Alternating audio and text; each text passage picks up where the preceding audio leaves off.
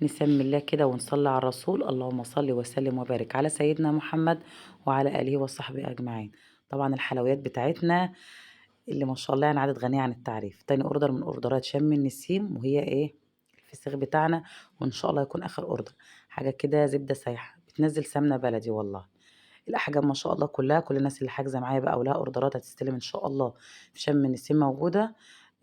يعني رضيت جميع الأطراف، اللي كان عاوز الحجم الكبير جبت الكبير، الحجم الوسط بس ما جبت الصغير بصراحة، أنا ما باحبوش.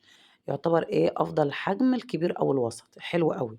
فإن شاء الله كده كل اللي أوردر يتفضل يستلمه. أوردرات شم النسيم جاهزة، سواء كانت بقى فسيخ، سردين، رنجة، زي ما اتفقنا. آخر يوم في تسليم أي شغل عندي يوم الأحد، لكن الفسيخ والسردين والرنجة تسليماتها يوم الاتنين، ما فيش أي مشكلة، لأن بصراحة أنا مش فاضية إن أنا أسلم في أقل من كده. شايفين عامل إزاي؟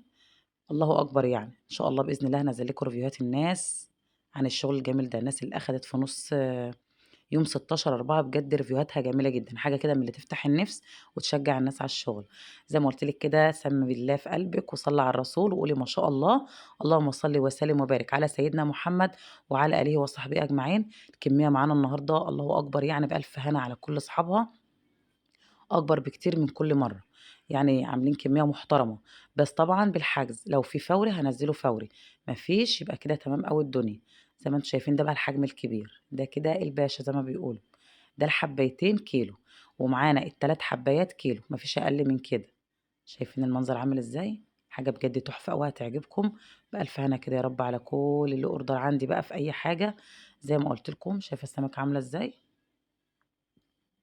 مستنية بقى ريفيوهاتكم هانزّلها مع ريفيوهات الناس اللي أخدت زي ما قُلت لكم يوم 16/4. سمكة بتيجي فريش طازة من مكانها على التمليح على طول، كبرها معاكِ الأسبوعين اللي قُلت لِك فيهم إن هُم فترة التخليل وبعد كده بتاخديها.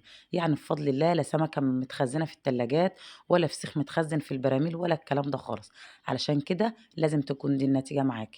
حاجة كده تمتّع القلب والعين وأنتِ بتفتحيها. سمكة لحمها دايبة، وردي، جميلة زي ما أنتِ شايفة كده بألف هنا. سمي الله وصلّى على الرسول عليه أفضل الصلاة والسلام. وكل اللي له أوردر فسيخ وسردين ورنجة إن شاء الله تسليم الحاجات دي يوم شم النسيم. لكن فطير بقى عيش قمح رقاق آخر يوم في تسليم الشغل ده يوم الأحد مشيئة الرحمن.